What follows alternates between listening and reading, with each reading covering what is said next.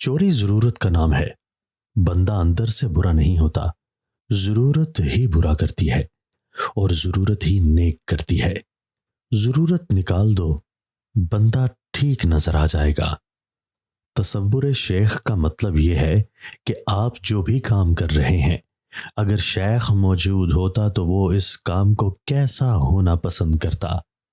یعنی یہ ایسی کیفیت ہے کہ آپ جو بھی کام کر رہے ہیں شیخ کی عدم موجودگی میں بھی اس کی مرضی کے مطابق ہو. دنیا دار کے لیے جہاں صبر کا حکم ہے، وہاں اللہ کے بندوں کو شکر کرنے کا حکم ہے.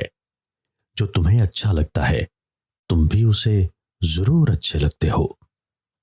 کسی پسندیدہ چیز کے چھن جانے یا کسی ناپسندیدہ چیز کے آ جانے کو خوف کہتے ہیں. جو بندہ ہر وقت ایک ہی خیال میں رہے اسے نہ آنے والے واقعات کا ڈر ہے اور نہ ماضی میں ہونے والے عمل کا. ماضی اختیار سے باہر ہوتا ہے، مستقبل غیر یقینی ہوتا ہے. حال کا لمحہ اتنا اہم ہے کہ اس کے ذریعے ماضی بھی درست ہو سکتا ہے اور مستقبل بھی.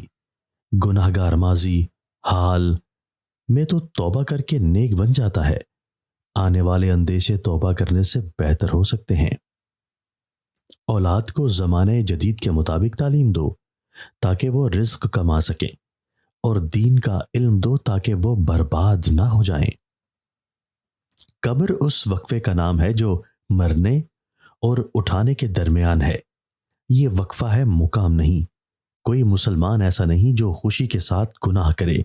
گناہ بیماری کی طرح سے کہیں سے لاحق ہو جاتا ہے. جب تک یہ پتہ نہ ہو کہ آرزو صحیح ہے یا غلط تو اس کا پورا نہ ہونا بری بات نہیں. اچھی آرزو و انعام ہے چاہے پوری نہ ہو. سب سے بھاری دن وہ ہے جب اعمال کے مطابق انصاف مل جائے گا، اور سب سے آسان وہ ہے جب تمہیں ایسا انعام ملے جو تمہارا حق نہیں تھا. جس دن کی رات آ گئی وہ دن اچھا تھا، اور جس رات پر دن طلوع ہوا وہ رات اچھی تھی. اس دنیا میں کوئی رات ایسی نہیں جس پر دل طلوع نہ ہوا ہو.